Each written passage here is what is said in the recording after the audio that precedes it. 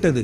முதல்ல ஒரு மனிதன் தன்னை அறிந்து கொள்ள வேண்டும். அதுதான் வேதத்தில் நீங்க எடுத்து வாசித்து பாருங்கள். உபாம புஸ்தகம் 8வது அதிகாரத்தை வாசித்து பாருங்க. கர்த்தர் சொன்னார், உன் தேவனாகிய கர்த்தர் உன்னை சிறுமைப்படுத்தும்படிக்கும் நம்முடைய கட்டளை நீ கை கொள்வாயோ கை கொள்ள மாட்டாயோ என்றும் உன்னை சோதித்து உன் இருதயத்தில் உள்ளதை நீ அறியும்படிக்கு உன்னை 40 வருஷம் அளவும் வனாந்திரத்திலே நடத்துவத. நல்ல உன்னை கர்த்தர் சிறுமைப்படுத்தி நீ கர்த்தருடைய கட்டளைகளுக்கு சட்டங்களுக்கு கீழ்ப்படிவாயோ இல்லையோ என்பதை அறியும்படிக்கு, உன் இருதயத்தில் உள்ளதை நீ அறியும்படிக்கு, நான் அறியும்படிக்கு இல்ல.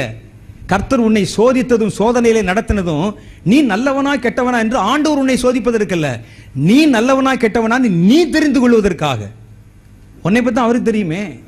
நீ ஒன்னும் செய்யாம இருந்தாலே தெரியும், இவன் வில்லன், இது பூனை, பால் கிடைக்காதனால சும்மா உட்கார்ந்துருக்கு, பாலை மாத்திரம் வச்சுட்டு வெளியே போய் பாருங்க திருடிடும், அவருக்கு தெரியும். ஆனா நீ திருடுவையா இல்லையான்னு உனக்கு தெரியணும் இல்ல.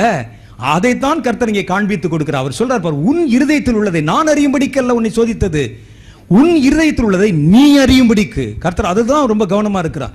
நீ யார் என்பதை ஃபர்ஸ்ட் நீ தெரிந்து கொள். நீ யாரு? நீ பலவீனனா பலவானா? உன் பலவீனம் எங்கு இருக்கிறது? உன் பலம் எதில் இருக்கிறது? நீ எதை கொண்டு எதை செய்ய வேண்டும்? நீ தெரிஞ்சுக்கப்பா.